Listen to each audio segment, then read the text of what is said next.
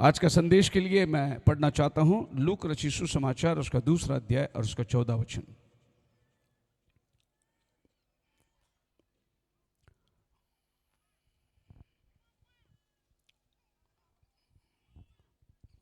Light वाला है क्या? तो थोड़ी सी फोकस को ऐसे मोड़ देंगे क्या?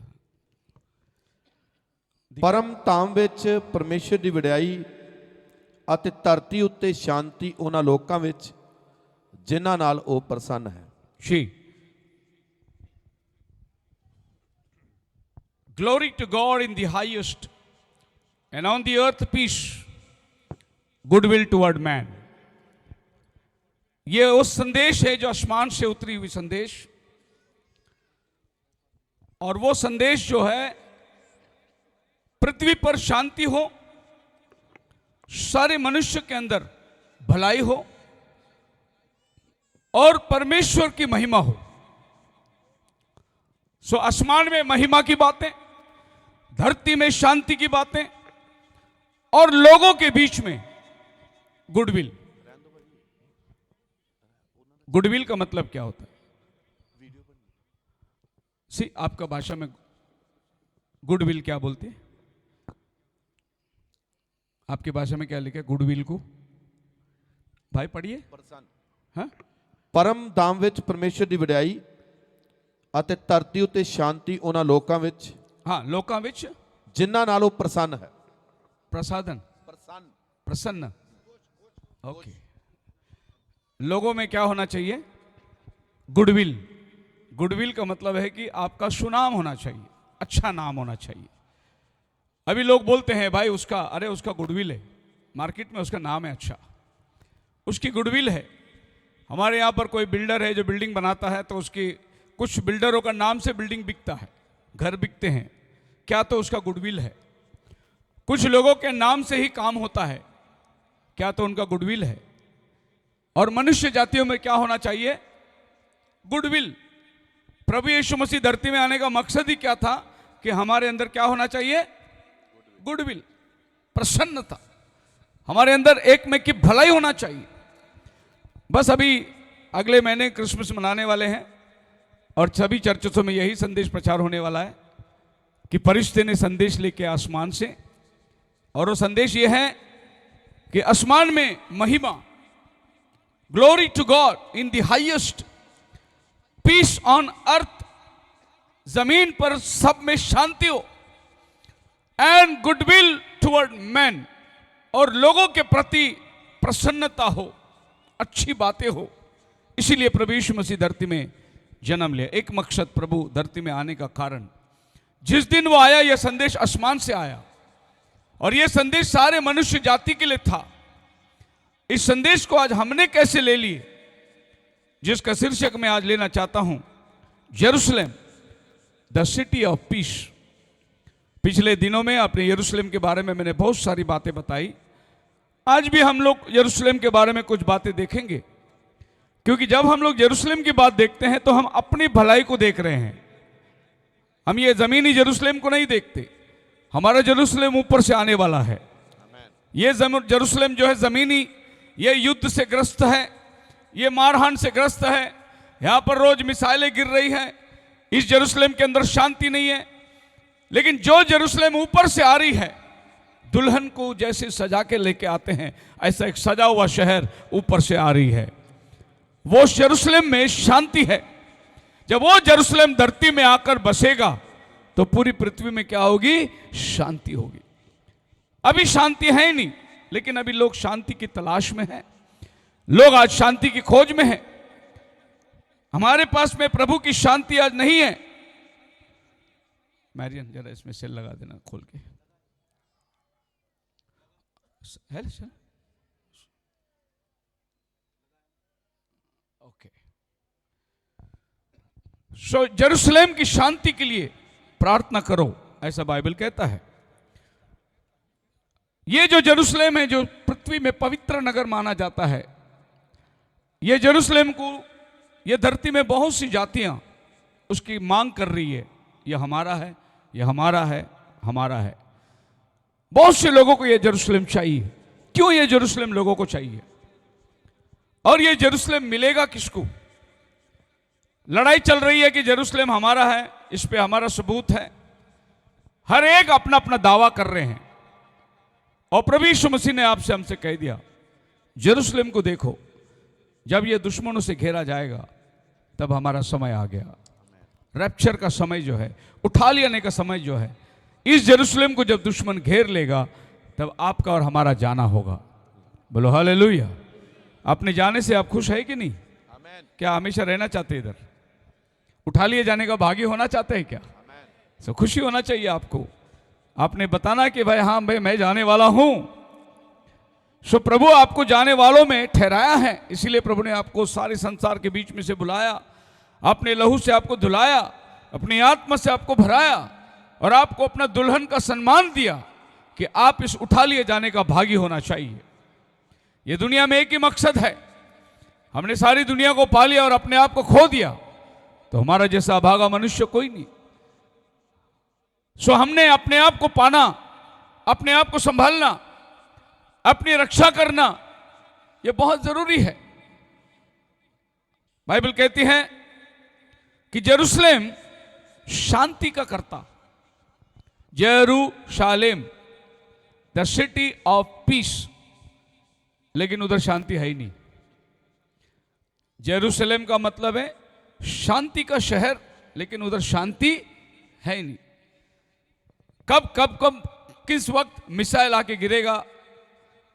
जिस दिन से इजराइल को जेरूसलेम मिला है उस दिन से प्रतिदिन जेरूसलेम में वाद है, लड़ाई है। वहां पर बंदूकें लेके मिलिट्री 2400 घंटे तैनात है। अरे शांति का शहर है, इतनी बंदोबस्त की क्या जरूरत है? जब वातावरण ही शांति, शहर ही शांति का है, तो फिर तुम मिलिट्री में क्या कर रहे हो? वहां पर 2400 कलाक वहां पर मिलिट्री तैनात है। कभी कभी दुनिया की ऐसी बड़ी मूर्खता को हम देखते हैं। एक बार ऐसा हुआ, प्रभु यीशु मसीह को कब्र में रख दिए तो सदूसी परुसी आए, पिलातुस से कहे कि देखना ऐसा है, ये जीते जी कहता था कि मैं जी उठने वाला हूं, तो हमें डर इस बात का है, वो जी उठेगा वो नहीं कह रहे हैं, लेकिन अगर इनके चेले इसको चुरा के ले गए रात को और फिर सवेरे आके बोल दे कि देखो जी उठा, तो हम मर जाएंगे। इसीलिए तू क्या करना, पहरादारी देना। तो पिलातुस ने बोला मिलिट्री है, पुलिस वाले हैं, ले जाओ, आपको जैसा पहरादारी देना है दे दो। तो सदूसी परुसियों ने मिलिट्री को लेके आए, आर्मी को लेके आए और रोम साम्राज्य ने उधर सील कर दिया ताकि कोई आदमी रोम साम्राज्य का सील तोड़ नहीं सकता, और पहरेदारी बिठा दिए। अभी एक साधारण बात है कि आप जाकर पूछो भाई आप लोग कब्रिस्तान के बाहर पहरेदारी कर रहे, क्या बात है? किधर पहरेदारी कर रहे? अंदर कौन है? मुर्दा। और बाहर क्या हो रही है? पहरेदारी हो रही है। चलो पहरेदारी बैंक की होती है, अंदर धन दौलत रखा हो वहां की पहरेदारी होती है, लेकिन अंदर कौन है? मुर्दा रखा हुआ है और बाहर सिपाही तैनात है। तो आपको लगता नहीं कि मूर्खता? अगर पहरे कर भी रहे तो किसके पहरे कर रहे हैं? और दुनिया का सबसे बड़ा साम्राज्य रोम साम्राज्य एक मुर्दे की पहरेदारी कर रहे हैं। लेकिन आपको क्या लगता है, 7 मोहरों पर कितने बड़े विश्वास करते हैं? 7 मोहरों पर, अंतिम दिनों का संदेश में सबसे बड़ा जो संदेश है 7 मोहर का संदेश है। लेकिन मैं आपको बता रहा हूं, ये 7 मोहर के अलावा एक 8वां मोहर था, वो ये था, मनुष्य जाति मर के कहां जाता है, इस पर एक मोहर थी, कोई नहीं जानता किधर गया। ये बहुत बड़ी मोहर थी। आदम से लेकर अब तक की बातें कि आदमी जो मरे वो जाते कहां, इस पर बहुत बड़ी मोहर लगाई थी। और प्रभु यीशु मसीह ने वो मोहर को तोड़ दिया और मुर्दों में से जिंदा होकर बाहर आ गया। अगर मोहरों में कोई बड़ी मोहर टूटी है तो वो मौत की मोहर टूटी है और यीशु मसीह मुर्दों में से जिंदा हो गया। हालेलुया। और मौत के बाद एक जिंदगी है, वो प्रभु यीशु मसीह ने आपको दे दिया। अभी तक लोग सोचते थे कि मौत अंत है, मौत के बाद कुछ नहीं है, मौत के बाद किसने जाना। बहुत से लोग मौत के बाद एक कल्पना करते थे कि मरने के बाद क्या होता है, क्या बनता है, कहां जाते हैं। मौत के विषय में बहुत कवियों ने बड़ी बड़ी बातें कर, किताबें लिखी, गीतें गाई, रचना हुई, लेकिन जब वो आदमी मरा तो वो भी मौत में चला गया। जिसने मौत की बात करी एक दिन मौत ने उसे खा गया। मौत किसी को नहीं छोड़ा, एक बहुत बड़ी मोहर थी। लेकिन जिस दिन मौत ने यीशु मसीह को निगला, यीशु मसीह जीवन था। बाइबल कहता है जब तीसरे दिन वो मुर्दों में से उठा, और फिर पौल कहता है 1 कुरिन्थियों 15 में, हे मौत तेरा डंक कहां है। मौत को जीत लिया, इसीलिए वो चैलेंज करता है मौत को, अभी तेरा डंक कहां है। हमें नबी बताता है कि मौत का डंक किस बात को दर्शाता है। ये जो मधुमक्खी होती हैं, अगर इसने आके आपको एक बार ढस लिया तो अपने कांटे छोड़ के जाती है। वो कांटा जब तक आपके बदन में है तब तक सूजन रहेगा, दर्द रहेगा। अगर वो कांटा निकल गया तो उसी समय में सूजन खत्म हो जाता है, दर्द खत्म हो जाता है, तो अपने कांटा छोड़ के जाती है। और नबी बताता है कि एक बार मधुमक्खी अपने जीवन में अगर किसी को ढसा, दोबारा वो किसी को ढस नहीं सकती, क्योंकि वो कांटा छोड़ देती है। उसी तरीके से मौत जो है आदम से लेकर सबको ढसता आया, लेकिन मौत का कांटा निकल नहीं गया, क्योंकि जिसको भी वो ढसता था वो पापी जीवन था। आदम पाप में जन्मा, सभी लोग पाप में पैदा हुए, आदम के जरिए पाप सब में फैल गया, पाप फैलकर गर्भवती हुई, मृत्यु को जन्म दिया।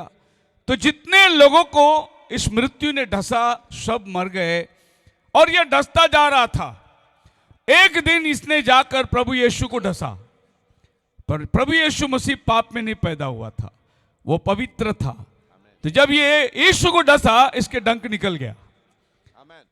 अब जब डंक निकल गया तो वो बाद में किसी को ढस नहीं सकता। इसीलिए पौल पूछता है, अरे तेरा डंक किधर है अभी?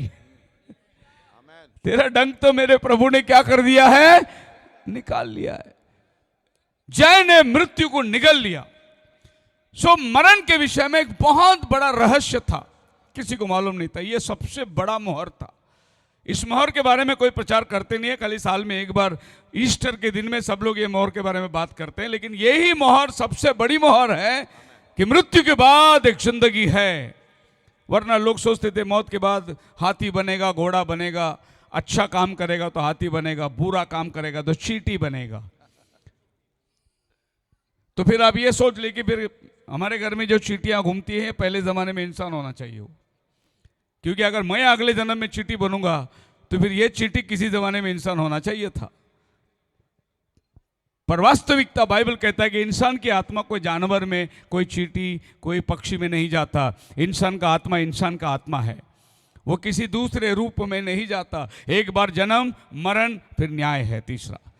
इब्रानी की किताब 9 अध्याय 27 वचन में लिखा है, मनुष्य के लिए एक बार मरण है, उसके बाद में वो सीधा न्याय में खड़ा रहता है।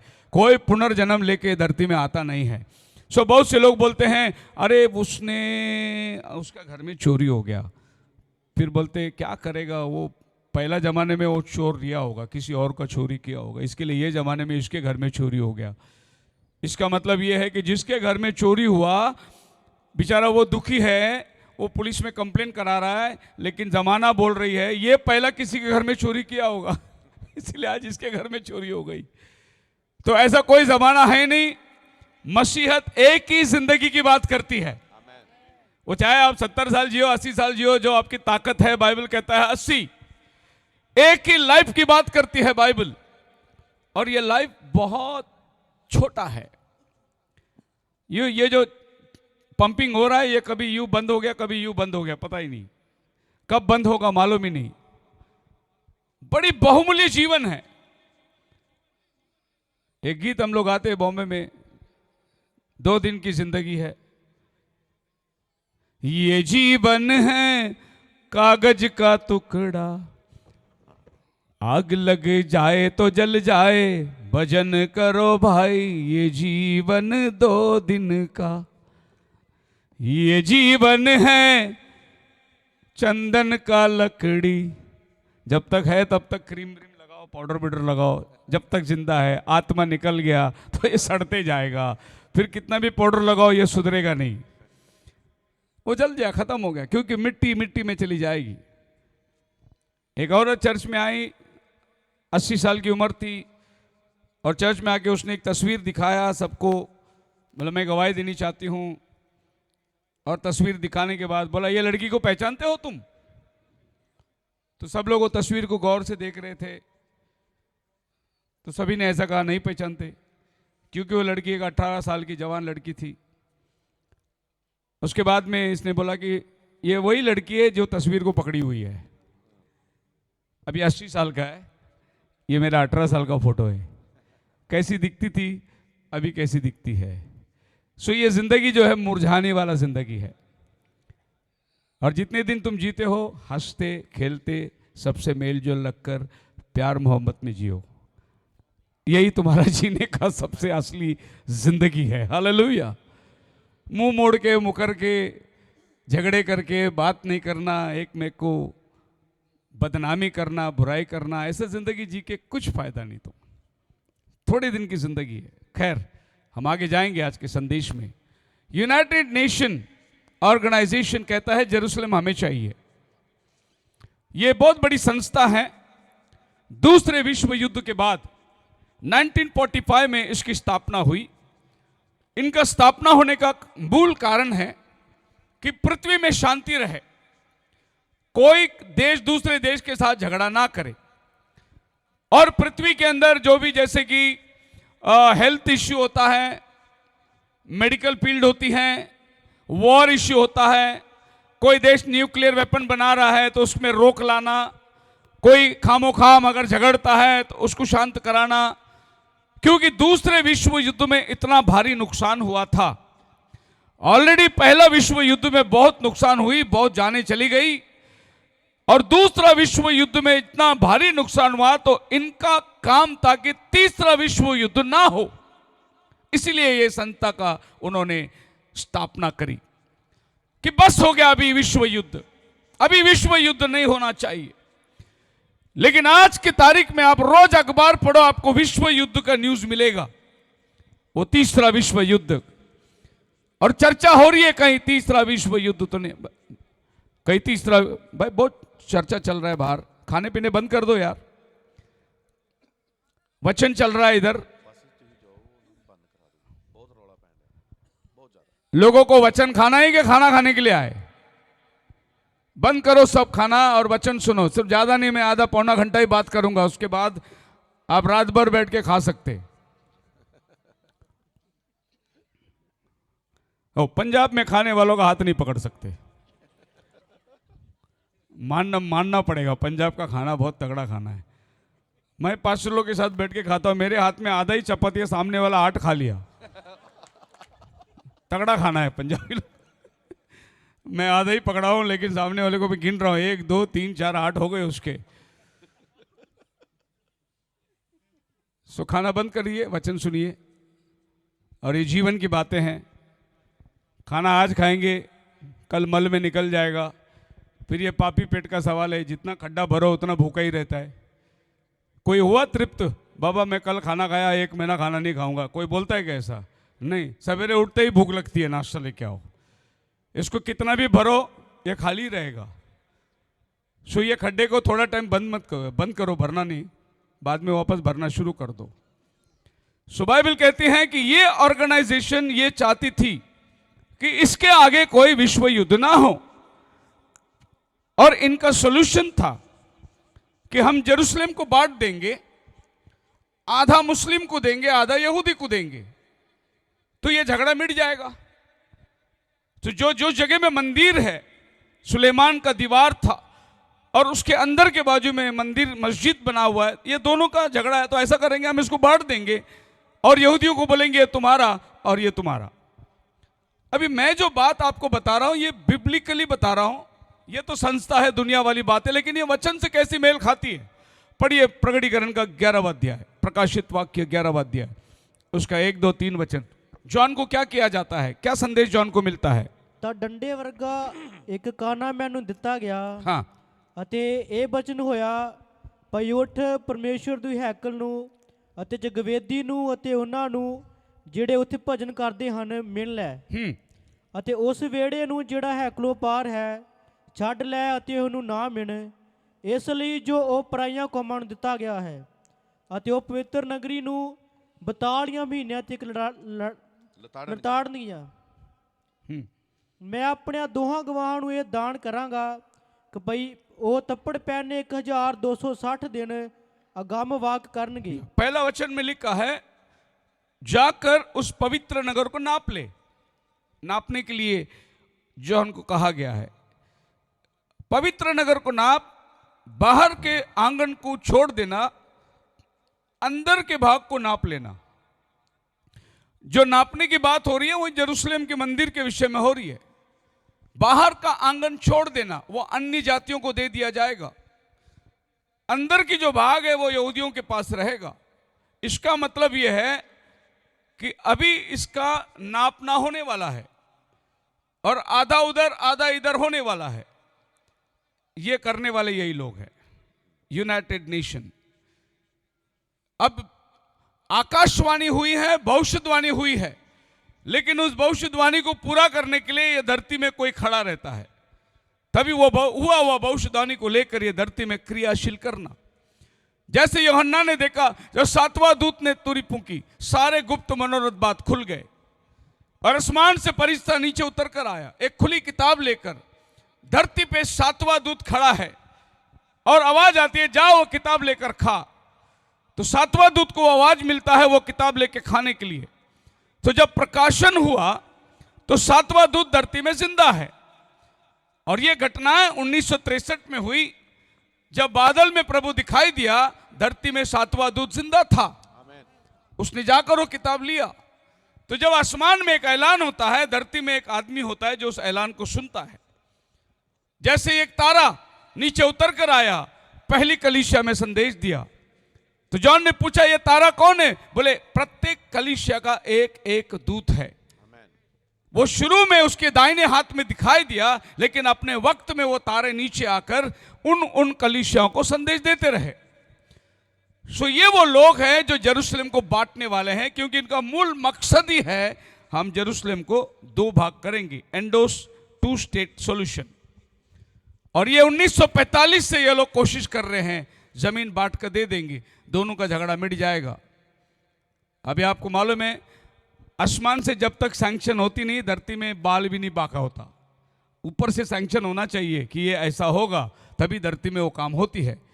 सो आसमान से सैंक्शन हो गया, ये ले उस मंदिर को नाप ले, बाहर का आंगन छोड़ दे, वो अन्य जातियों को दिया जाएगा। मतलब बाहर का आंगन में यहूदी लोग नहीं रहेंगे और अंदर के आंगन में अन्य जाति नहीं जाएंगे। इस तरीके से वो जमीन बंटवारा होने वाला है। फॉर एग्जाम्पल अगर मैं कहूं तो हमारे देश में कैसा बंटवारा हुआ, बाबरी मस्जिद का कैसे बंटवारा हुआ। सुप्रीम कोर्ट ने बोल दिया मुस्लिम लोग को ये जगह इनको छोड़ दो, तुम बाजू में जगह है वो ले लो तुम। उनको वहां से बंटवारा करके हटा दिया गया और ये जमीन जो है हिंदुओं को मिल गया मंदिर बनाने के लिए। सो एक सुप्रीम कोर्ट बैठने वाली है और वो फैसला करेगा। मुस्लिम को बोलेगा तो बाहर का आंगन ले ले, भीतर का आंगन यहूदियों को दे दे। और ये वाला सुप्रीम कोर्ट यही है जो बैठने वाला है। इसको बोलते हैं यूएन मिलिट्री या यूएन सैंक्शन या यूएन ऑर्गेनाइजेशन। इसके साथ मिले हुए और बहुत से ऑर्गेनाइजेशन हैं। वर्ल्ड हेल्थ ऑर्गेनाइजेशन, इनका काम है दुनिया में कोरोना कैसा पैदा करना, कोरोना को कैसा निकालना, दूसरा बीमारी को कैसा डालना, ये वर्ल्ड हेल्थ ऑर्गेनाइजेशन का काम है। आबादी कम कैसा करना, कौन सी बीमारी भेजना, कैसे लोगों को निकाल देना धरती से, ये सब वर्ल्ड हेल्थ ऑर्गेनाइजेशन सोचते हैं। वैसे ही वर्ल्ड फाइनेंस से वन वर्ल्ड गवर्नमेंट अभी बनने वाला है। ऑलमोस्ट तो आ चुका है, लेकिन अभी वो लोग लोगों के सामने नहीं आए। हमारे पीएम मोदी ने भी पार्लियामेंट में बोला कि मुझे वन वर्ल्ड हेल्थ या वन वर्ल्ड ऑर्गेनाइजेशन की बात माननी पड़ती है। इसलिए जगह जगह कोरोना और जो भारत बंद जैसे हम लोग ने पिछले 4 साल देखे थे परिस्थिति, ये सब वन वर्ल्ड गवर्नमेंट चलाती है। कौन सी देश में आबादी है, कौन सी देश में जंतुओं को भेजना है, कौन सी देश में लोगों को कम करना है, ये सब ये लोग चलाते हैं। तो ये संस्था ऑलरेडी बन चुकी है और अपने कार्य में लगे हुए हैं। अब हम लोग दूसरी जगह देखेंगे जो ये जमीन मांग रहे हैं, और वो है रोमन कैथोलिक चर्च। इनको कहना है कि ये जमीन हमको चाहिए। अब ये दूसरा संस्था है जो जेरूशलेम को मांग रहे हैं। मेरा टाइटल है जेरूशलेम शांति का शहर, लेकिन उधर शांति नहीं है। ये लोग मांग रहे हैं हमको जेरूशलेम चाहिए। अब ये क्यों जेरूशलेम मांग रहे हैं? क्योंकि जब वक्त आएगा, जेरूशलेम का मंदिर बन जाएगा, तो यही पोप साहब है जो अंदर जाके बैठने वाले हैं। अपने आप को ईश्वर प्रदर्शन करने वाले यही है। जो अभी पूज्य कहलाते हैं, सो सारी पृथ्वी की आराधना लेने वाले यही हैं। ये अभी से दावा करते हैं कि जेरूशलेम हमें चाहिए, और ये लेने के हकदार भी हैं, क्योंकि जितनी जमीन है जेरूशलेम के अंदर, वो सब जेरूशलेम का जमीन इन्होंने ले रखा है। उदाहरण के लिए मैं आपको बताऊंगा, जैसे यीशु मसीह का जन्म जहां हुआ जेरूशलेम में, लोग घूमने जाते हैं, द सेपल्चर, जहां जीसस का बर्थ हुआ, तो वहां उन्होंने बहुत अच्छी बांधकाम करी है, और उधर बोर्ड लगाया है रोमन कैथोलिक चर्च इसको चलाता है। इस तरीके से जेरूशलेम में तकरीबन 150 बड़ी बड़ी इमारत है, चर्च है, सारे के सारे प्रॉपर्टी रोमन कैथोलिक का है। मानने जाए तो जेरूशलेम, इजराइल के पास इतनी जमीन नहीं है जितना रोमन कैथोलिक के पास जमीन है इजराइल का। इजराइल के गवर्नमेंट के पास उतनी जमीन नहीं है जितनी जमीन जो है चर्च के पास है। आपको मालूम है हमारे देश में सबसे जमीन ज्यादा किसके पास है? टाटा, बिरला, अंबानी, अडानी के पास नहीं है। चर्च वालों के पास सबसे ज्यादा जमीन है। CNI church, CSI church, Roman Catholic church, Marthoma, सिल्वार, मलाबार, ये सब संस्था जो है इतना जमीन लेके रखी है। सबसे ज्यादा जमीन टाटा, बिरला इनके पास नहीं है, चर्च वालों के पास है। हिंदुस्तान में सबसे ज्यादा जमीन। और मैं आपको यह भी बता देता हूं, बॉम्बे हाई कोर्ट में सबसे ज्यादा केस चर्च वालों की जमीन की चल रही है। सबसे ज्यादा केस चर्च वालों की चल रही है, जमीन की चल रही है। सबसे बड़ा प्रॉपर्टी होल्डर लोग चर्च है। इन्होंने क्या किया, जब तीसरी सदी यानी 300 सदी में जब रोमन कैथोलिक बन गई, तो ये लोगों ने जहां जहां, जैसे कंस्टेंटाइन बदल गया, विश्वासी बन गया, उसने रोम साम्राज्य को बोल दिया सब क्रिश्चियन बन जाओ, क्योंकि उन दिनों के अंदर ऐसा होता था, राजा जो धर्म को स्वीकार करेगा प्रजा उसी को स्वीकार करना है। सो पहला पहला राजा बदलता था। हमारे देश में जब अशोका राजा बुद्धिस्ट बन गया तो उसने पूरे हिंदुस्तान को बुद्धिस्ट बना दिया था। यह हमारे देश की कहानी। लेकिन इजराइल की कहानी, जेरूशलेम की कहानी क्या है? जब रोम साम्राज्य विश्वासी बन गया तो उन्होंने सारे राष्ट्र को विश्वासी बना दिया। अब इन्होंने सारे संतों का ठेका ले लिया। उदाहरण के लिए मद्रास की बात बताता हूं। सेंट थॉमस चर्च है, सेंट थॉमस का यहां पर स्मारक रखा हुआ है। इसी पहाड़ से संत थॉमस को नीचे उतरते समय बाला फेंक के मारा गया, और बहुत से लोग जाके भी आए होंगे, हम भी जाके आए जगह पर। सो ये जगह के अंदर बोर्ड पढ़ोगे तो ये कैथोलिक चर्च के अंडर में है। मतलब कैथोलिक चर्च का कहना है कि सेंट थॉमस हमारा आदमी है, इसीलिए उन्होंने वो प्रॉपर्टी को ले रखे। तो ये क्या करते थे, जब इतिहास में मालूम हुआ कि थोमा इंडिया में गया, तो ये लोग इंडिया आते, और थोमा जहां मारा गया वो कब्र वगैरह जो भी है, वो इस समय में यहां राजा लोग रहते थे। उन राजाओं को ये पैसे देते थे, बोले ये हमारा संत है इसीलिए ये जमीन हमको दे देना। तो राजा लोग उन दिनों में पैसे ले लेते और वो जमीन इनको दे देते थे। इस तरीके से कैथोलिक चर्च ने बहुत सारा जमीन जो ये संत लोगों का था लेके रखे और अपना बोर्ड लगा दिए।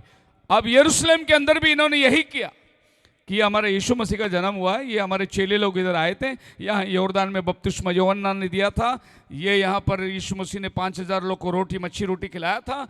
इस तरीके से बात करके उसने यहूदियों के पास से सारा जमीन ये लोग खरीद के रखे हैं। तो सबसे बड़ा प्रॉपर्टी होल्डर यही लोग हैं, और ये बोलते कि वो मस्जिद जेरूशलेम का हमें चाहिए, हम लेंगे उसे, क्योंकि ऑलरेडी कागजात हमारे पास है ही है, बस खाली हमें सैंक्शन चाहिए।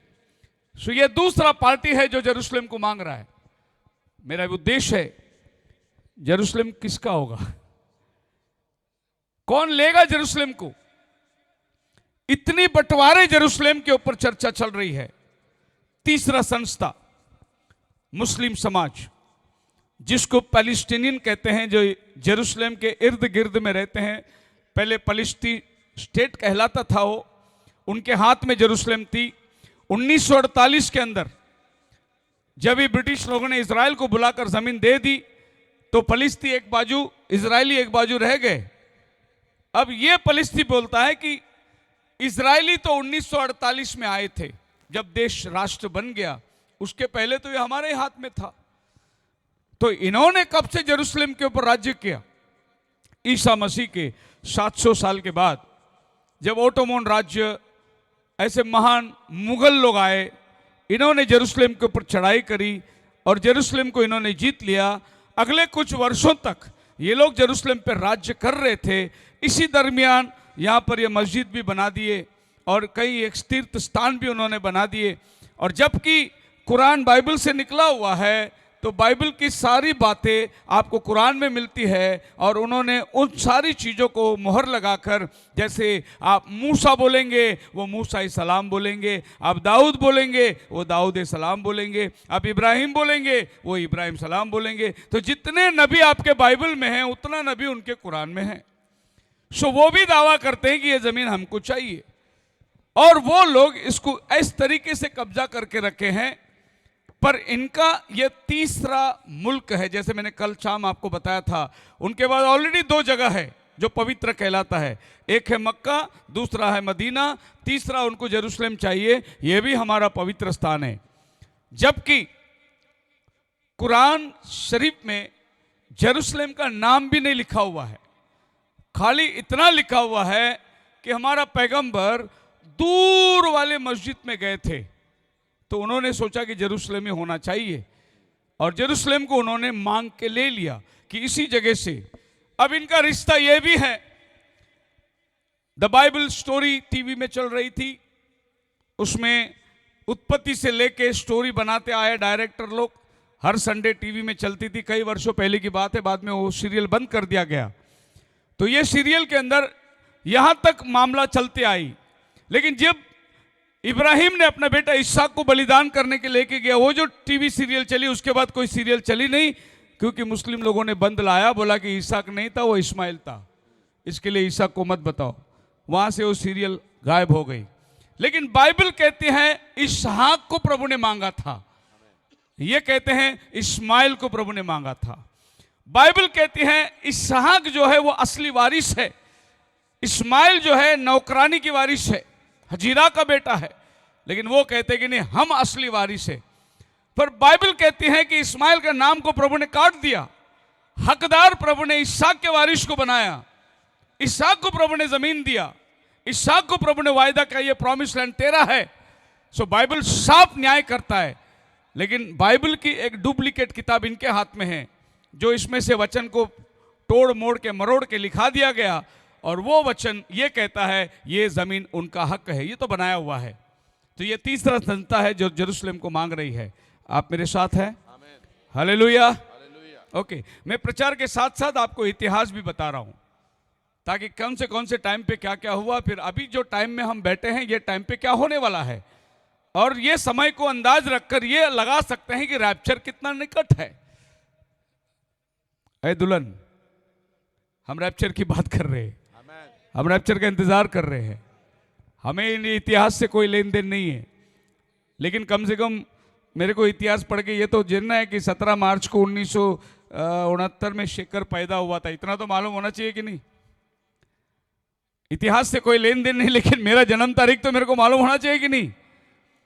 तो मेरा बाइबल की बातें और यरूशलेम की बातें, इतना तो मुझे मालूम होना चाहिए कि कितना समय है, कितना समय बीत गया है और कितना समय बाकी है।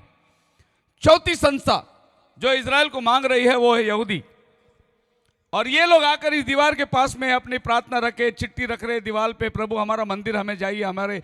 और ये रब्बी लोग हैं, ये दुनिया में अपने आप को सबसे प्योर कौम समझते हैं, पवित्र लोग समझते हैं, किसी के हाथ से लेना देना खाना पीना इनका कोई रिश्ता नहीं है। ये लोग कहते हैं कि ये जमीन हमारा है, सुलेमान का एक ही दीवार बचा हुआ है, ये दीवार सुलेमान ने अपने मंदिर में बनाया था, अब सारी दीवार ढा दी गई, ये एक ही दीवार बचा है, इसको बोलते हैं वेलिंग वॉल, रोने वाला दीवार। और यहाँ आकर ये लोग रात और दिन माथा पीटते हैं, रोते हैं, प्रभु हमारा सुलेमान का मंदिर फिर बनने दे, फिर बनने दे, फिर बनने दे। अभी एक बात याद रखना, बाइबल कहती है ये मंदिर दोबारा बनेगा, बाइबल कहती है ये मंदिर दोबारा बनेगा। बनेगा। तो ये लोग जो मांग कर रहे हैं वो हकीकत है, वैसा होने वाला है, क्योंकि बाइबल में लिखा है उसने मंदिर को नापने के लिए कहा था। मतलब यूहन्ना प्रकाशित वाक्य वाला मंदिर को नापने आया तो प्रगटीकरण, माफ करना मैं प्रगटीकरण बोल देता हूं क्योंकि मराठी में हम लोग प्रगटीकरण बोलते हैं उसको, हिंदी में प्रकाशित वाक्य होगा। तो यूहन्ना जब नापने आया था उस समय मंदिर थी उधर, वो मंदिर को ही नापने आया था। सो 11वां अध्याय के अंदर मंदिर बन चुकी है। अब यह मंदिर 11वां अध्याय में कब बनेगी? दो बातें 11वां अध्याय के अंदर है। एक है ये जो नबी दो भेजे गए 1260 दिन तक भविष्यवाणी करेंगे। कितने दिन तक? 1260 दिन। और एक दिन, एक साल में 360 दिन के हिसाब से 3.5 साल होता है। उसका अगला वचन क्या कहता है, पढ़ के देखिए। 1260 दिन और उसका अगला वचन क्या कहता है? ਇਹ ਉਹ ਦੋ ਜਤੂਨ ਦੇ ਰੁੱਖ ਅਤੇ ਦੋ ਸ਼ਮਾਦਾਨ ਹਨ ਜਿਹੜੇ ਧਰਤੀ ਦੇ ਪ੍ਰਭੂ ਦੀ ਦਰਗਾਹ ਅੱਗੇ ਖਲੋਤੇ ਰਹਿੰਦੇ ਹਨ। ਜੇ ਕੋਈ ਉਹਨਾਂ ਦਾ ਵਿਗਾੜ ਕਰਨਾ ਚਾਹੇ ਤਾਂ ਉਹਨਾਂ ਦੇ ਮੂੰਹੋਂ ਅੱਗ ਨਿਕਲਦੀ ਹੈ ਅਤੇ ਉਹਨਾਂ ਦੇ ਵੈਰੀਆਂ ਨੂੰ ਚੱਟ ਕਰ ਜਾਂਦੀ ਹੈ ਜੀ। ਸੋ ਜੇ ਕੋਈ ਉਹਨਾਂ ਦਾ ਵਿਗਾੜ ਕਰਨਾ ਚਾਹੇ वो वचन निकालो 1260 दिन। ਮੈਂ ਆਪਣਿਆਂ ਦੋਹਾਂ ਗਵਾਹਾਂ ਨੂੰ ਇੱਕ ਦਾਨ ਕਰਾਂਗਾ ਭਈ ਉਹ ਤੱਪੜ ਪੈਨੇ 1260 दिन अगमवाक करनगे।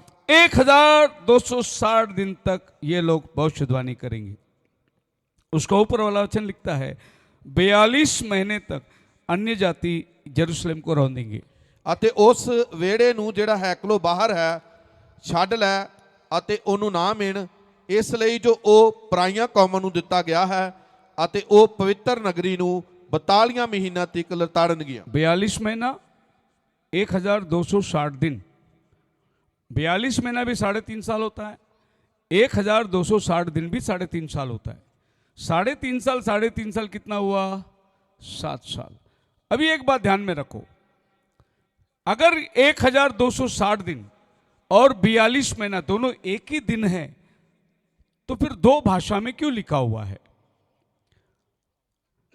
दो नबियों के लिए लिखा है 1260 दिन और जो क्रिस्त विरोध आने वाला है उसके लिए लिखा है 42 महीना।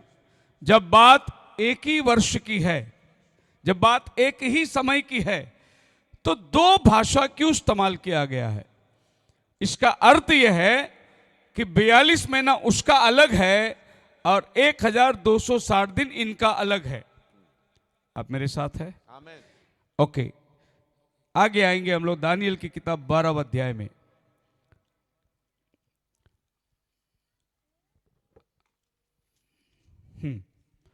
और आप उसका पढ़िए, समय दिखाया गया है कब तक ये चलेगी, कब तक ये होगा, और यहां पर वो समय किस तरीके से गिना गया है।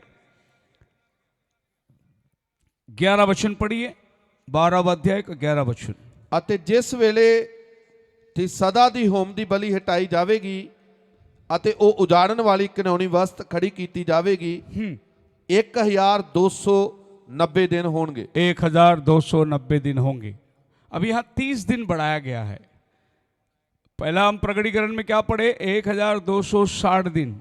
इधर बोला गया है 1230 दिन बढ़ गया है। मतलब दानियल भविष्यवाणी प्रकाशित वाक्य के दिनों में 30 दिन बढ़ाता है। इतना ही काफी नहीं, और थोड़ा आगे जाएंगे। 12 वचन में लिखा है तन ਉਹ ਹੈ ਜੋ ਉਡੀਕਦਾ ਹੈ हाँ, ਅਤੇ 1335 ਦਿਨਾਂ ਤੋੜੀ ਆਉਂਦਾ ਹੈ। इधर और 45 दिन बढ़ गया। अभी 1335 दिन तक जो चलेगा। अभी क्या हो गया? 1260, 1290, 1335 दिन कैसे बढ़ते चले जा रहे हैं। तो याद रखना, ये जो दिन गिना गया है ये वो यहूदियों का दिन है जो दानियल 9 अध्याय में यहूदियों के लिए लिखा गया था। 70 सप्ताह तेरे लोगों के लिए, तेरे नगर के लिए, तेरे शहर के लिए दिया गया है। जो कुछ घटना होने वाला है इसी 70 सप्ताह के अंदर ही होना चाहिए, क्योंकि 70 सप्ताह उन्हें दे दिया है। 70 सप्ताह का मतलब है 70 साल इंटू 7, 490 साल के दरमियान ये सारी घटनाएं होनी चाहिए। तो याद रखना 1260 दिन में अन्य जाति नहीं आते, बोलो हालेलुया। 1290 दिन भी अन्य जाति के लिए नहीं है और 1335 दिन भी अन्य जाति के लिए नहीं है। क्यों? क्योंकि जैसा इनका दिन शुरू होता है उसके पहले रैप्चर होता है। तो अन्य जाति वो दिन में आती ही नहीं, अन्य जाति के लिए वो दिन है ही नहीं। उसके पहले दुल्हन उठा लिया जाता है, फिर 1260 दिन शुरू होता है और दानियल के मुताबिक फिर 1290 दिन 30 दिन और जुड़ता है। फिर संकट काल खत्म होने के टाइम पे और 45 दिन जोड़ा जाता है। 1335 दिन तक धन्य है जो संभल सकता है। कोई संभलेगा नहीं, सारे के सारे मारे जाएंगे। संभलने वाले जो है वो रैप्चर में उठा लिए गए, क्योंकि जब हमारा टाइम खत्म होता है तभी उनका टाइम शुरू होता है। आप मेरे साथ है? जब उनका टाइम खत्म हुआ तो हमारा टाइम शुरू हुआ। प्रभु ने उनको अंधा बनाया और हमारे आंखों को खोल दिया। अभी हमारी आंखें बंद हो रही है, उनकी आंखें कैसे बंद हो रही है पता है आपको? इसीलिए तो चर्चेस बंद किया जा रहा है, पादरियों को जेल में उठा के डाला जा रहा है। ये सब हिस्सा जो मसीह लोगों के ऊपर उपद्रव आ रहा है, क्यों आ रहा है? हमारा टाइम अभी क्या हो रहा है? खत्म हो रहा है। और ये जो लोग देखते थे अभी वो अंधे हो गए। जो लोग पहले देखते थे वो अंधे हो गए, तभी हमारी आंखें खुली। लेकिन अभी ये लोग अंधे होने लगे और वो देखने लगे। मतलब ये समझ लेना कि अभी आप सुसमाचार बाहर किसी को सुना नहीं सकते।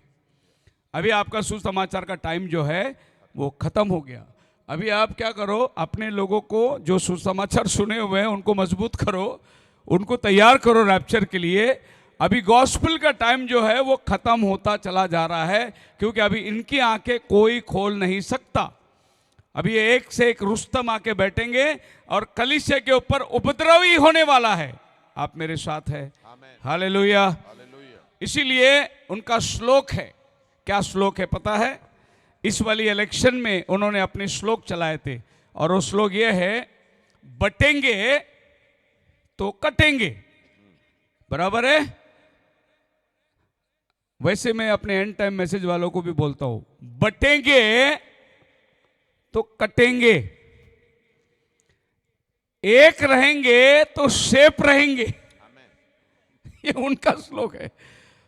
अगर इनकी आंखें खुल गई, बटेंगे तो नहीं टिक सकते, तो हमारे लोगों की आंखें भी खुलना जरूरी है कि हम भी बटना नहीं चाहिए। एक होने का टाइम आ गया है। बोले हालेलुया। मुझे लगता है जब मैं एकता की बात करता हूं तो लोगों को पसंद नहीं है, इसीलिए कोई नारे नहीं लगाते हालेलुया का। मैं एकता की बात करता हूं कि हम सबको एक होना है अभी, क्योंकि नबी कहता है कि आखिरी दिनों में जैसे राष्ट्र एक हो रही है, पॉलिटिकल पार्टी एक हो रही है, वैसे एक जगह ब्राइड भी एक होना चाहिए, तभी वो उठा लिया जाने का भागी होगा।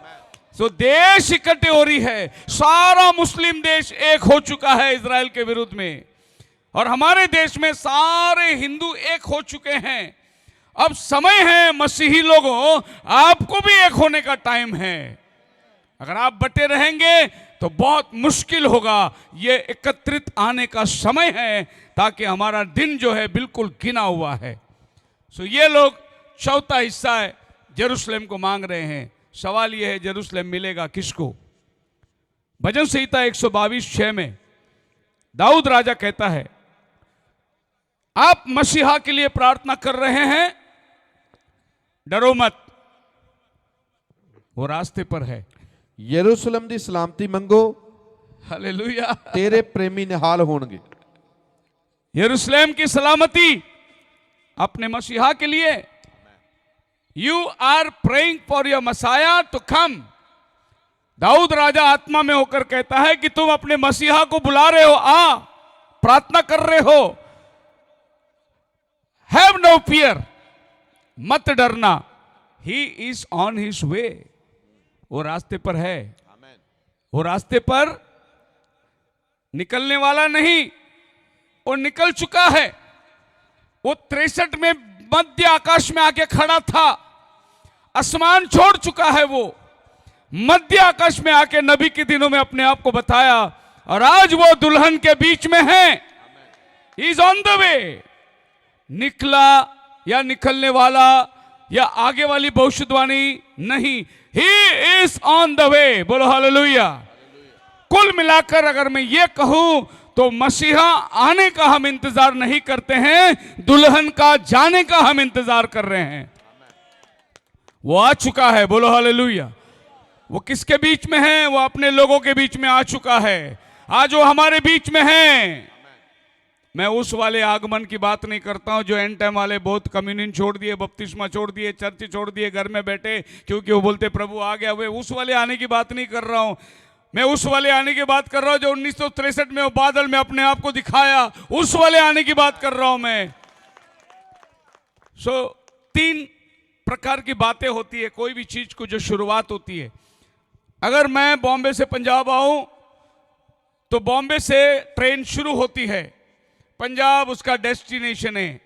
अंतर, शुरुआत, डेस्टिनेशन। इसके बीच में अगर कोई चढ़ता है तो अराइवल कहते हैं, अभी आने वाला है ट्रेन। लेकिन जब ट्रेन पंजाब पहुंच गई तो कोई नहीं बोलेगा ट्रेन आने वाला है, मुक्काम हो चुका है। शुरू कब हुई थी? एक दिन पहले बॉम्बे में शुरू हो गई थी और ट्रेन रास्ते पे चल रही है। प्रभु यीशु मसीह बादलों पर निकल कर आ चुका है। उसने सिंहासन छोड़ दिया है, वो अपने दुल्हन को देखने आ गया है। वो मध्य आकाश में है अभी, दुल्हन अभी तैयार हो रही है। उसने दिया हुआ संदेश को लेकर दुल्हन अपने आप को बना रही है। हमारी मुलाकात मध्य आकाश में होने वाला है। बोलो हालेलुया। तो मध्य आकाश में हम कब तक रहेंगे?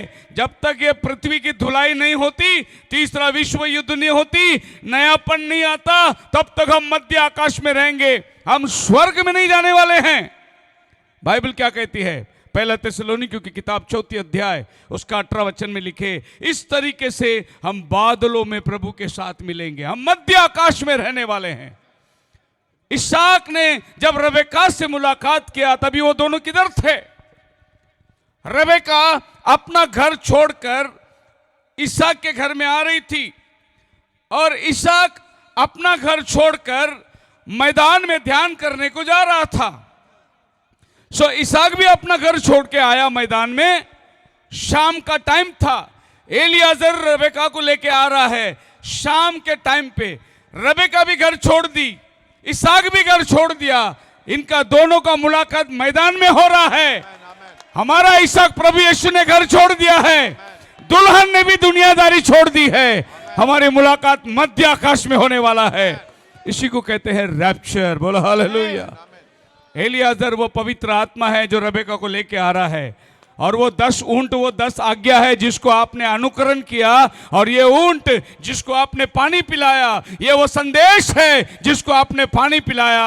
जब आपने पानी पिलाया वो संदेश आपको अपने दुल्हा से मिलाने को लेके आता है। बोलो हालेलुया।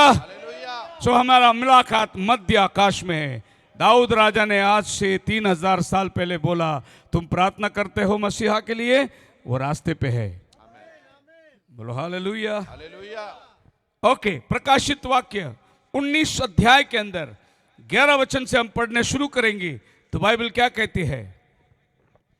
मैं आकाश ਨੂੰ ਖੁੱਲਾ ਦੇਖਾ ਤਾਂ ਕੀ ਵੇਖਦਾ ਹਾਂ ਭਈ ਇੱਕ ਨੁਕਰਾ ਘੋੜਾ ਹੈ ਅਤੇ ਉਹਦਾ ਸਵਾਰ ਵਫਾਦਾਰ ਅਤੇ ਸੱਚਾ ਸਦਾਉਂਦਾ ਹੈ ਜੀ, ਅਤੇ ਉਹ ਧਰਮ ਨਾਲ ਨਿਉ ਅਤੇ ਯੁੱਧ ਕਰਦਾ ਹੈ। ਉਹਦੀਆਂ ਅੱਖੀਆਂ ਅੱਗ ਦੀ ਲਾਟ ਹਨ ਅਤੇ ਉਹਦੇ ਸਿਰ ਉੱਤੇ ਬਹੁਤ ਸਾਰੇ ਮੁਕਟ ਹਨ ਅਤੇ ਉਹਦਾ ਨਾਮ ਇੱਕ ਨਾਮ ਲਿਖਿਆ ਹੋਇਆ ਹੈ ਜੀ, ਜਿਹਨੂੰ ਉਹਦੇ ਬਿਨਾ ਹੋਰ ਕੋਈ ਨਹੀਂ ਜਾਣਦਾ ਜੀ। ਅਤੇ ਉਹ ਇੱਕ ਬਸਤਰ ਲਹੂ ਨਾਲ ਛਿੜਕਿਆ ਹੋਇਆ ਹਾਂ ਪਹਿਨੇ ਹੋਏ ਹੈ ਹਾਂ ਅਤੇ ਉਹਦਾ ਨਾਮ परमेश्वर ਦਾ शब्द है। इसके पहले बाइबल में कभी भी यीशु मसीह को राजाओं का राजा नहीं बोला गया। जब लोगों ने बोला होसन्ना, धन्य है जो प्रभु के नाम से आता है, तो लोग सोचे कि हमारा राजा आ गया।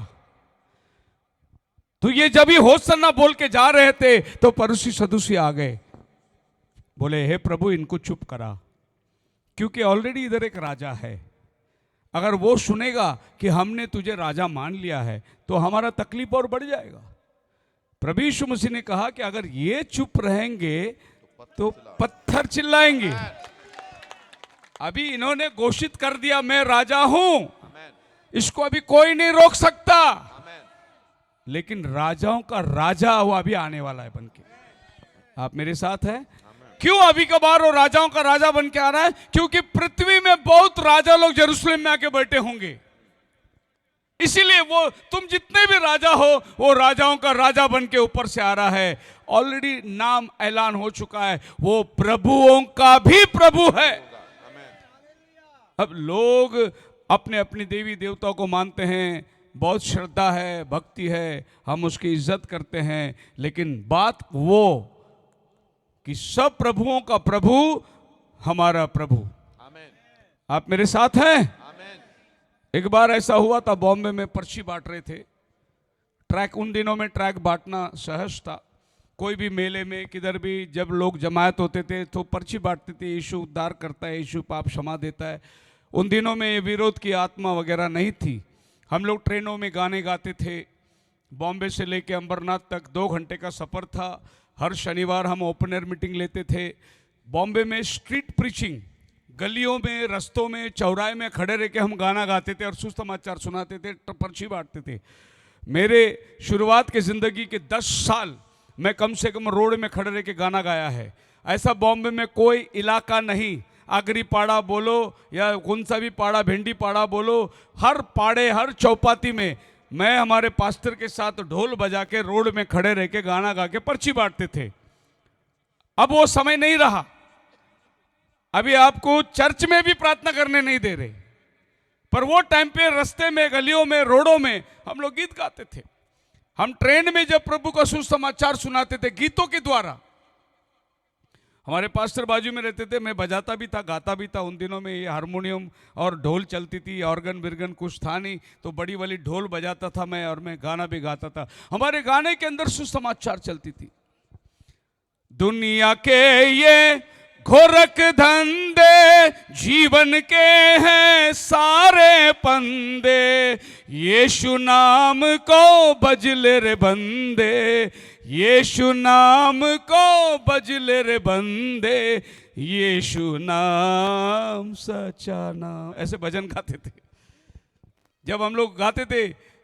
दुनिया के ये घोरक धंधे, तो हमारे पास्टर जी थे ना, वो इशारा करते थे, सिगरेट, ऐसे तंबाकू, ये सब इशारा करते थे। तो जो सिगरेट पीते थे सिगरेट फेंक देते थे, जिनके हाथ में तंबाकू थूक देते थे वो जिनके मुंह में, क्योंकि गाना चल रहे दुनिया के गोरख धंधे जीवन के फंदे, यीशु नाम को बचले रे बंदे, यीशु नाम सच्चा नाम। जो दुखी, परेशानी, ट्रेन में, नौकरी के से वो गाना सुनते थे, उनके कान खड़े हो जाते थे। भव सागर में है यदि तरना, दुख संकट से नहीं कुछ डरना, यीशु नाम को बजले रे बंदे, यीशु नाम। ये हम लोग ट्रेन में गाते थे, रोड में खड़े रह के गाते थे। सुसमाचार इस तरीके से जाता था। शर्म नाम की चीज तो मुझे था ही नहीं। मुझे किधर भी खड़ा करो मैं गाना गाता था, क्योंकि मेरा शर्म सब प्रभु यीशु मसीह ने ले लिया था।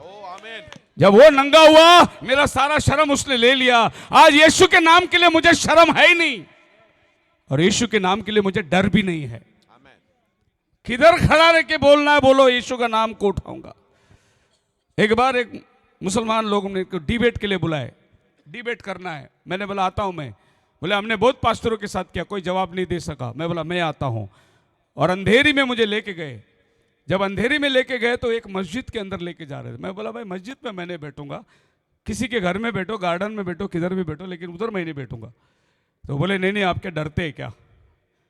मैं बोला खबरदार, जिस दिन बाइबल को उठाया उस दिन मौत को उठाया है।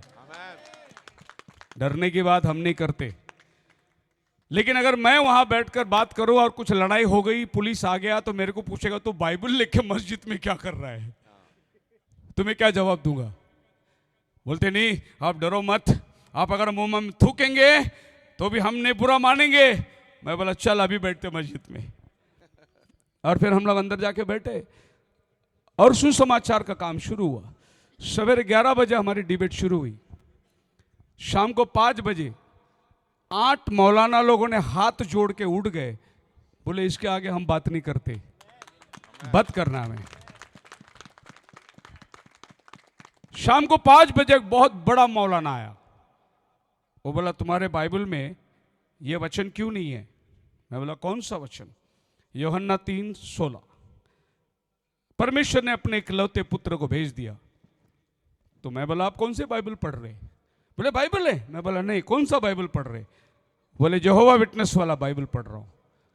मैं बोला केजीवी वाला बाइबल पढ़ो, मेरे बाइबल में है परमेश्वर ने जगत से ऐसा प्रेम किया। वो बोले नहीं नहीं, लेकिन ये बाइबल में नहीं है। मैं बोला गलत बाइबल पढ़ रहे हो तुम, क्योंकि यहोवा विटनेस वालों ने बहुत सारे वचन को बदल दिया है। बोले ये वचन यहां नहीं है। बोले लेकिन ये आपका ही बाइबल है ना? मैं बोला नहीं, मेरा बाइबल किंग जेम्स वर्जन है जो मेरे हाथ में है, इसमें से बात करो। वो बाइबल बाजू में रखो। उसने रोमन कैथलिक के बाइबल निकाली। मैं बोला वो भी बाइबल नहीं चाहिए मुझे केजीवी चाहिए। बोले ये भी तो आप ही का बाइबल है। वो रोमन कैथलिक का बाइबल है, मेरा बाइबल नहीं है वो। मेरा बाइबल मेरे हाथ में है।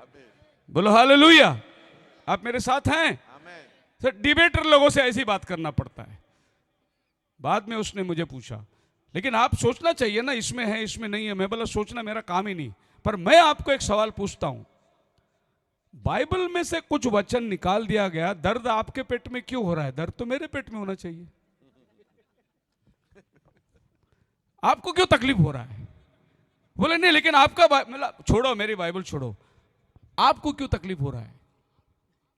क्योंकि आपका पवित्र शास्त्र पढ़ के संतुष्ट नहीं है, इसीलिए आप बाइबल पढ़ रहे हैं।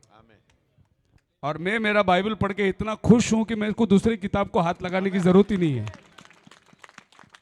मैंने थोड़ी आपके घर में आके बोला आपके कुरान में गलती है, मैंने थोड़ी कहा। आप मेरे घर में आके बोलते हैं तो आपके बाइबल में गलती है, तो दर्द आपको क्यों हो रहा है? गलती मेरे बाइबल में मेरे साथ है, कारण तुम संतुष्ट नहीं हो।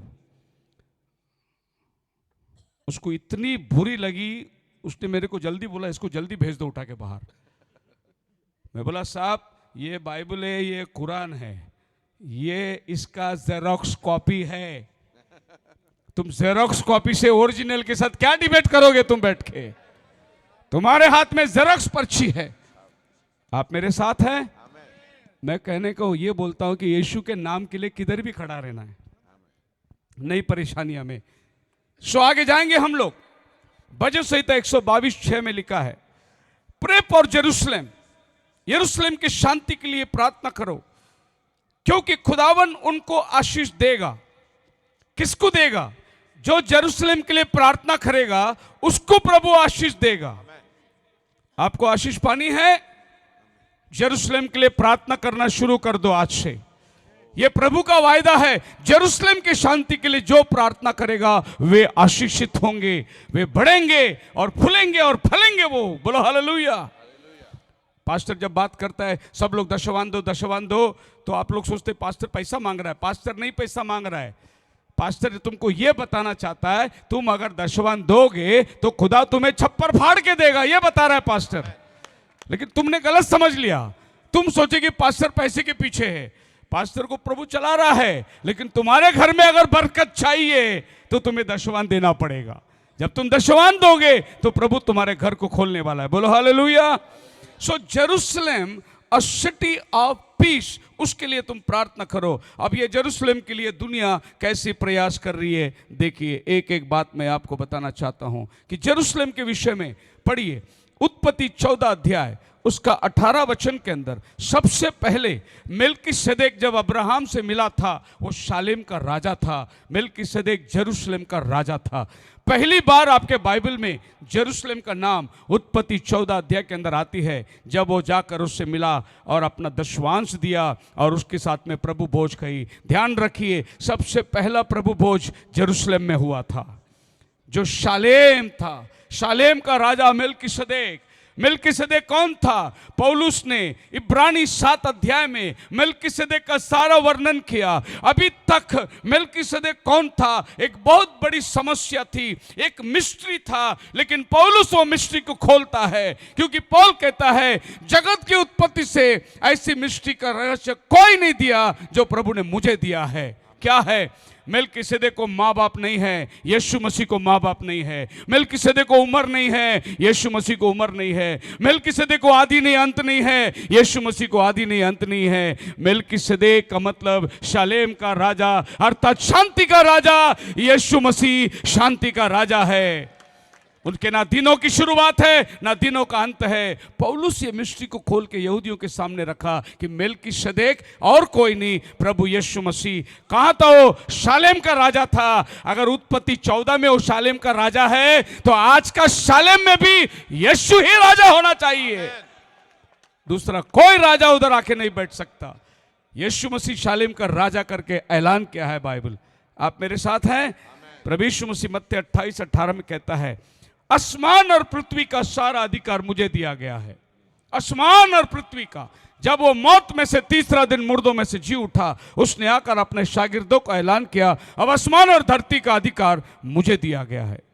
इसका मतलब यह है कि आसमान को भी मैं कंट्रोल कर रहा हूं और धरती को भी मैं कंट्रोल कर रहा हूं। अगर ये वचन सही है तो आज जो भी वातावरण हमारा इर्द गिर्द चल रहा है ये सब कंट्रोल मेरा प्रभु कर रहा है। कोई भी इलेक्शन में जीत के आने दो, कंट्रोल तो मेरा प्रभु कर रहा है।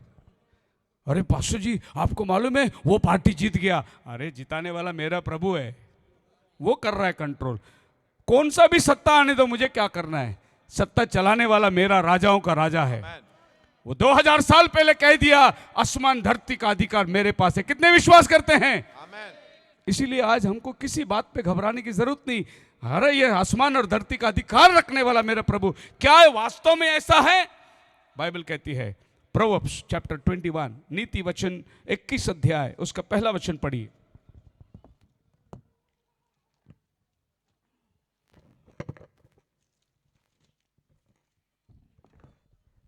ਪਾਤਸ਼ਾਹ ਦਾ ਮਨ ਯਹੋਵਾ ਦੇ ਹੱਥ ਵਿੱਚ हाँ ਪਾਣੀਆਂ ਦੀ ਖਾਲਾਂ ਵਾਂਗੂ ਹੈ। हाँ ਉਹ ਜਿੱਧਰ ਚਾਹੁੰਦਾ ਹੈ ਉਹਨੂੰ ਮੋੜਦਾ। हालेलुया। ਹਾਲੇਲੂਇਆ। बादशाहों का हृदय पानियों की तरह मेरे खुदा के हाथ में है। जैसा पानी को जिधर मोड़ के दे देगा वैसा उनका मन मुड़ जाएगा। राजाओं का हृदय मेरे प्रभु के हाथ में है। जैसा पानी को मोड़ता है वैसा मेरा खुदा राजाओं को मोड़ देगा। आप मेरे साथ है? बोलो हालेलुया। जो मिस्री लोग यहूदियों से नफरत करते थे, एक दिन उसी पारो का बेटी को मोसेस मिल गया और वो नौकर का बच्चा है। मिस्री को वो लोग प्यार नहीं करते, लेकिन प्रभु ने उसके मन में प्यार डाल दिया। उसने मोसेस को अपना बच्चा मान लिया और फारो के दिल में प्रभु ने नफरत पैदा किया कि वो नफरत के ऊपर नफरत, नफरत के ऊपर नफरत करता चला गया। ये नफरत पैदा करने वाला भी खुदा है और उसके बेटी के मन में प्यार पैदा करने वाला भी खुदा है, क्योंकि खुदा ही सबके ऊपर कंट्रोल रखता है। उसके हाथ में सब कुछ है। दाऊद राजा की जगह दानियल की किताब में 14 अध्याय 25 वचन में बाइबल कहती है the most high rules in the kingdom of man and gives it to whomsoever he chooses। Nebuchadnezzar के टाइम पे दानियल राजा कहता है मेरा प्रभु वो प्रभु है, राजाओं को चुनता है और उसके हाथ में देश देता है चलाने के लिए। यानी राजाओं का चुनावट, देश का चुनावट, देश को चलाने वाला सब मेरा प्रभु है। आप मेरे साथ है? अरे गवर्नमेंट क्या करेगी? ये बारिश होगी, पानी जमा करने के लिए डैम बनाएगा, पानी जमा करेगा। अगला साल बारिश होने के लिए वो डैम को, पानी को और फिर पाइपलाइन को बनाती है। लेकिन आपको मालूम है अल्टीमेटली बारिश खुदा नहीं भेजेगा तो तू डैम बना के क्या करेगा? कंट्रोल तो मेरा ही खुदा के हाथ में है। आप मेरे साथ है? अब जो कुछ कंट्रोल करो। आप बड़े बगीचे ले लिए, उसमें आम के पेड़ लगा दिए। अरे आम देने वाला खुदा है, तू पेड़ लगाएगा आम खुदा देगा उसमें। ये सब वातावरण खुदा के हाथ में है। सो खुदा ही सब कुछ राज्य करने वाला दाऊद नबी को। अभी आगे जाएंगे। दानियल प्रभु का वचन इस प्रकार से कहता है नबूकदनेस्सर 7 साल उसमें जानवर की आत्मा आई और वो जानवर बन गया। घास खाता था, क्योंकि इतना घमंड चढ़ गया था उसके अंदर। वो कहा कि अब मेरे सिवा कोई है नहीं। प्रभु ने उसको कहा था, तू बाबुल सोने का सिर। वो घमंड में चढ़ गया। प्रभु ने उसका घमंड को तोड़ दिया।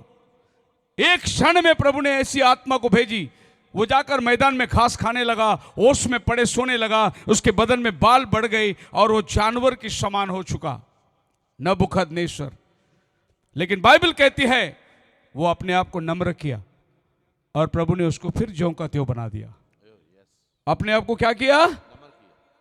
खुदा के सामने अगर आप नम्र हो जाएंगे तो वो आपको अपना स्थान पे उठा के रख देगा। अगर घमंड में चढ़े रहोगे तो तुम्हें घास खिलाने भेज देगा। कोई भी हो, सिकंदर बादशाह जैसे बड़े आदमी को प्रभु ने धूल चिता दिया। उसके सामने कोई राजा सर नहीं उठा सकता। जिसने सर उठाया उसको प्रभु ने घास खिला दिया। लेकिन जिस दिन उसने यकीन किया कि दानियल का खुदा जिंदा खुदा है, उसकी आत्मा दोबारा लौट आई और प्रभु ने उसको वापस उठा के खड़ा कर दिया। लेकिन ऐसा ही एक राजा पारो, जो घमंड में इतना था कि वो ढीढ़ ही नहीं होने लगा, यहां तक वो समुद्र में भी उतर के जाने को तैयार हो गया। जब इतनी घमंड आ गई तो प्रभु ने उसको समुद्र में डुबो के मार दिया, खत्म कर दिया उसको। तो नम्र बनो, प्रभु उठाएगा। आप मेरे साथ है? तो इजराइल के साथ शांति की वार्ताहत, जो यरूशलेम की शांति की बात करते हैं, कुछ न्यूज को मैं आपको बताना चाहता हूं। Delegation walks out of United Nation protest against Israel prime minister. अभी अभी इजराइल का प्राइम मिनिस्टर यूएन में बैठकर इजराइल के बारे में बात कर रहा था कि हमास और जो वो हिजबुल्लाह जिनको वार कर रहा है, तो पूरी पार्लियामेंट उठ के चली दी। बेंजामिन की बात सुनने को तैयार नहीं थे। बेंजामिन बोला, हमारी रक्षा के लिए हम कर रहे हैं, हम किसी को बेफजूल नहीं मार रहे हैं, हम हमारी रक्षा कर रहे हैं, हमारे देशवासियों का हम रक्षा कर रहे हैं। तो सारी पार्लियामेंट खाली हो गई। Why Israel started walkout at the UN meeting.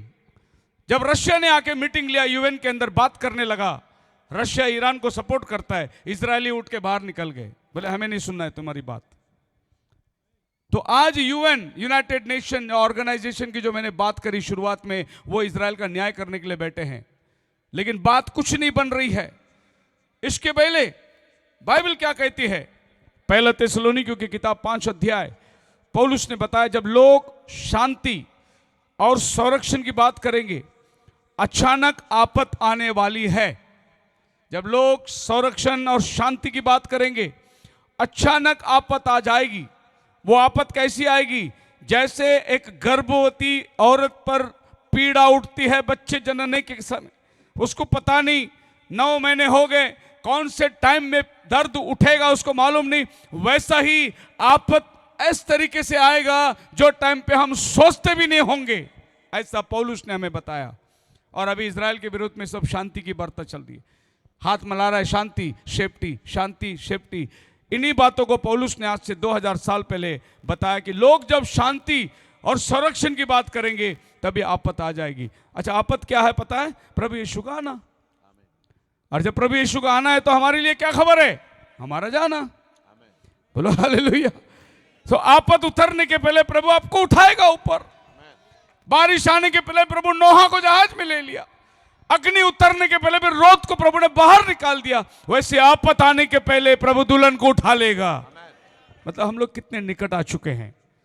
ये वो टाइम है जो आपको और हमको बिल्कुल तैयार होना है। बाकी और किसी बातों पर, किसी और चीजों पर हमारा ध्यान आकर्षित नहीं करना है। अभी जो ध्यान आकर्षण करना वो ये बात है, प्रभु आने वाला है, हम जाने वाले हैं।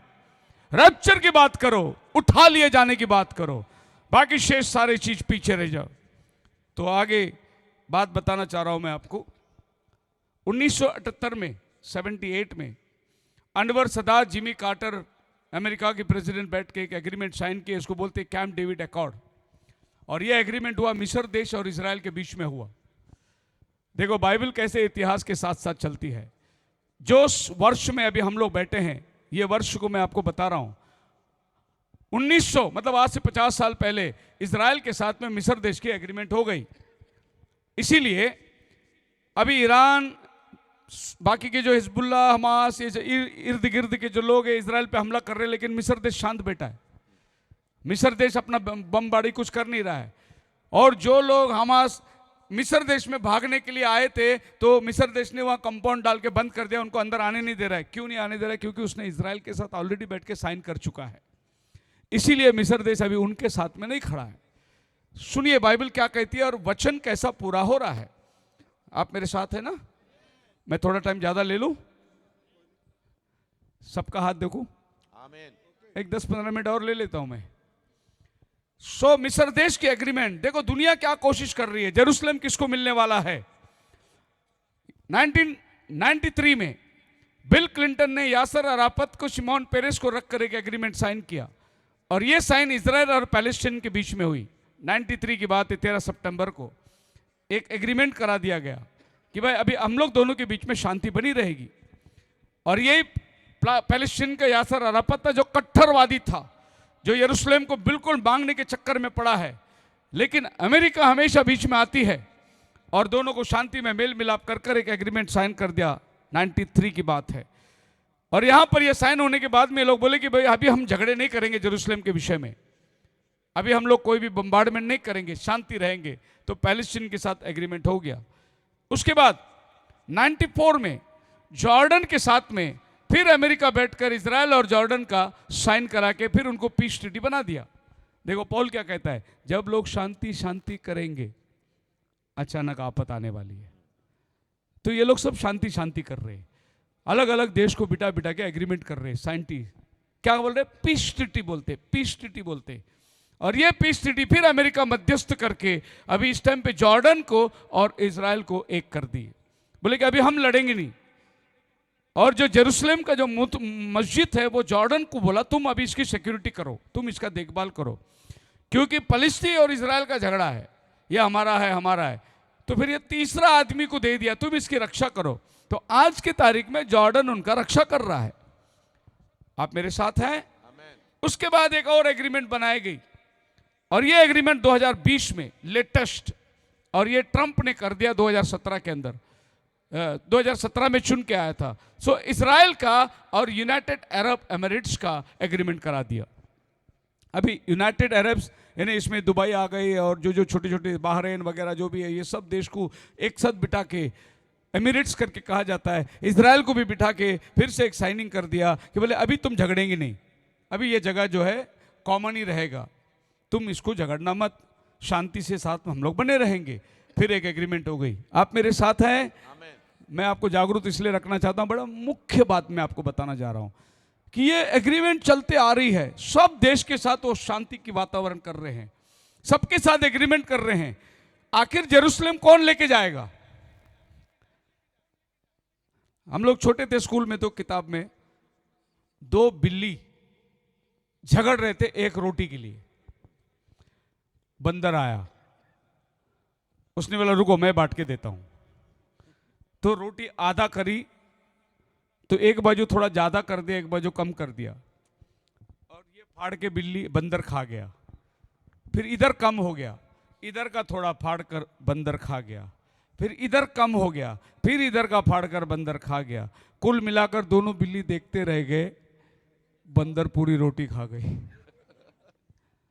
पढ़े थे क्या स्कूल में? हम लोग की छोटी सी पाठशाला थी।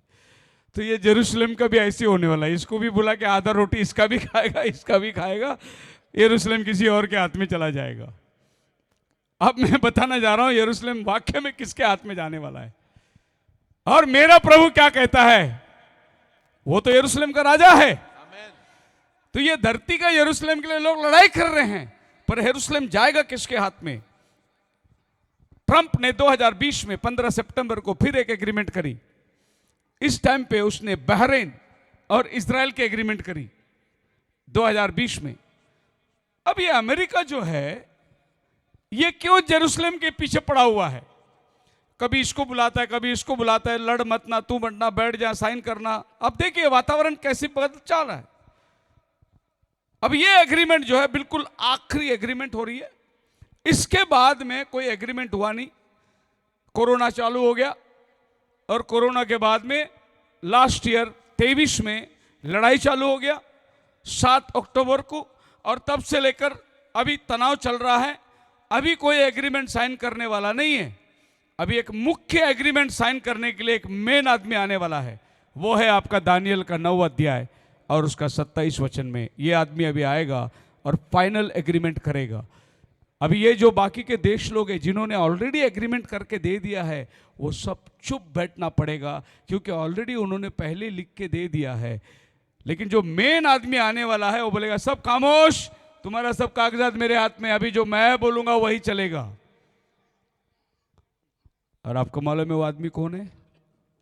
वही आने वाला रोम से, और बहुत जल्द वो अभी सीन में आएगा। अभी तक खामोश है वो। इतनी लड़ाई हो रही है, इतने लोग बात कर रहे हैं। भाई 2 मिनट, 2 मिनट। इतनी लड़ाई हो रही है, इतने लोग बात कर रहे हैं, पूरा दुनिया का उस नजर उस पर है, लेकिन पोप साहब एक भी शब्द नहीं बोल रहे, खामोश है वो। एक भी स्टेटमेंट उन्होंने दिया नहीं। क्यों नहीं दिया? क्योंकि जब इनकी समस्या का हल नहीं होगा तभी उसको ही आना है, और ये सब लोग मिलके उसके पास ही जाने वाले हैं कि भाई अभी आप ही हमारा समस्या का हल करके दे देना। क्योंकि ऑलमोस्ट पोप फ्रांसिस ने जेरूसलम में जाकर इसका वायदा करके आ गया कि ये जो मसले का हल जो है हमारे पास है, इसका हल हम ही करके देंगे। सो उन्होंने ऑलरेडी कागजात तैयार कर दिया, अभी सबको एक साथ वो बिठाने वाले हैं। पर बाइबल क्या बोलती है? 1945 से लेकर ये सब एग्रीमेंट बनते जा रहा है, ये एग्रीमेंट सक्सेस क्यों नहीं हुआ? यशायाह 48 अध्याय उसका 22 वचन। यशायाह 48 अध्याय 22 वचन। यहोवा कहता है दुष्टां ਲਈ कोई शांति नहीं। हालेलुया, जोर के नारे लगाओ, हल्ले। यहोवा कहता है दुष्ट लोग कितनी भी एग्रीमेंट साइन करे, शांति नहीं आने वाली। दुष्टों को शांति, कितना भी पेपर साइन करो तुम, शांति तो शांति का दाता ही लाके देने वाला है। जो शांति का राजा है वही शांति ला सकता है। ये पृथ्वी में कोई शांति नहीं ला सकता, क्योंकि वो दुष्ट लोग हैं जिनके पास शांति का वातावरण नहीं। यशायाह 9:6 में क्या लिखा है? कौन है शांति लाने वाला? एक बालक उत्पन्न होगा, उसका नाम अद्भुत युक्ति करने वाला, पराक्रमी परमेश्वर, शांति का राजकुमार, अनंत काल का, वही शांति ला सकता है। इसीलिए ये तनाव अभी बढ़ते चली जा रही है, बढ़ते चली जा रही है। ये तनाव इतना बढ़ जाएगा, ये चोटी पर आएगा, वो समय होगा असली शांति का दाता नीचे उतर कर आएगा जेरूसलम को शांति देने के लिए। और वो शांति देने वाला कोई और नहीं, प्रभु यीशु मसीह यूहन्ना 14:26 में कहता है अपने शागिर्दों को, मैं अपनी शांति तुम्हें दिए जाता हूँ, जैसा संसार देता है वैसा नहीं, तुम्हारा मन ना घबराए और ना डरे। बोलो हालेलुया। बाहर कितना भी शांति का वातावरण चलने दो, कितना भी युद्ध चलने दो, ए दुल्हन, प्रभु यीशु मसीह अपने लोगों से क्या कह के गया? मैं अपनी शांति तुम्हें देता हूं। अमेरिका वाले ने दिया वो शांति नहीं, सऊदी वाले ने दिया वो शांति नहीं, जॉर्डन वाले ने दिया वो शांति नहीं। यीशु बोला मैं अपनी शांति तुम्हें दिए जाता हूं, तुम्हारा मन ना घबराए और ना डरे। यही आज दुल्हन के लिए संदेश है, मत डरो, हमारा शांति का राजा बहुत जल्द आ रहा है, आसमान पर उसका सवार दिखाई दे रहा है, बहुत ही जल्द वो अपने आप को प्रकट करने वाला है। इब्रानी 10 अध्याय 37 वचन पढ़कर हम लोग बंद करेंगे, और ये वचन आज आप सबके लिए मुख्य वचन होने दो। पॉल कहता है, for yet a little while, इसके लिए मैं हर कन्वेंशन में कहता हूं कि हो सकता है ये कन्वेंशन आखिरी कन्वेंशन होगी। For yet a little while, मिला आपको? इब्रानी 10:37 ये लिखा है, हाँ, हुन थोड़ा जा चिर है। कितना? थोड़ा जा, कितना? थोड़ा जा, हाँ, आगे, हुन थोड़ा जा चिर है, हाँ, जो आउन वाला आवेगा। कौन आने वाला है? यीशु मसीह आने कौन आने वाला है? आउन वाले आएगा, आउन वाला आवेगा और अते चेर ना लावेगा, और देर नहीं करने वाला है। पर मेरा धर्मी बंदा निश्चा तो जीवेगा, अते जे ओ पिछां हट जावे तो मेरा जी उस तो प्रसन्न नहीं होवेगा। बोलो हालेलुया। खुदावन आप सबको बड़ी आशीष दे। आइए प्रार्थना के अंदर जाएंगे। मैं चाहूँगा कि हमारे साथ में कुछ कोरस आ जाएं। एक आखिरी गीत में गाता हूँ, प्रभु का आगमन के विषय में हम अपने अपने मन को तैयार करेंगे। यदि आप समझ गए कि ये अंतिम समय में हम जी रहे हैं, ये आखिरी वक्त है, तो अपने मन को तैयार करो। ज़्यादा समय रह नहीं गया, प्रभु का आना बहुत निकट है। वो देर नहीं करेगा, पर वो जल्दी आ जाएगा।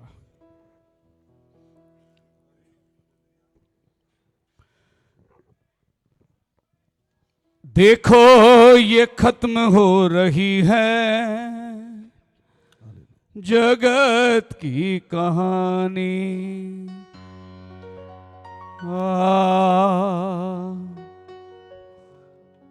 कर लो हृदय परिवर्तन, घड़ी है सुहानी।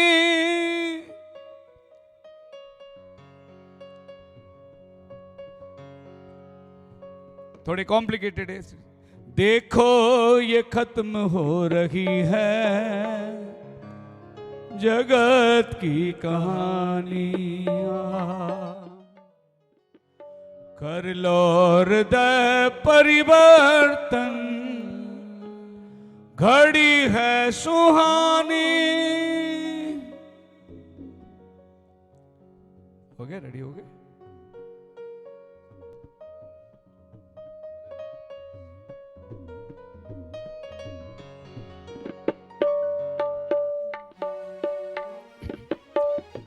आ रहा है,